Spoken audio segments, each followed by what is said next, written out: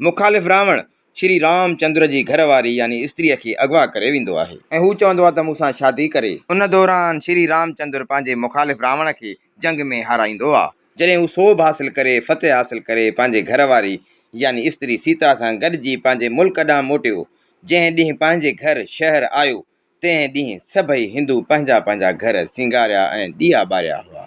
ॾींहंनि जी ही ॾियारी अथई, ॾींहंनि जी ही ॾियारी अथई, प्यारनि खां ही प्यारी अथई, मोहबत सां भरियल सारी अथई।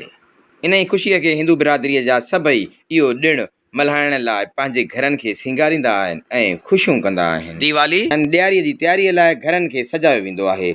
मुख़्तलिफ़ तरीक़नि सां चुन जी पोची भितियुनि खे करायूं वेंदियूं आहिनि।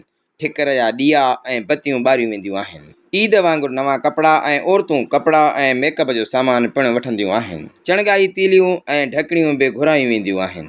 मिठाइयूं जंहिं में मिठा लॾूं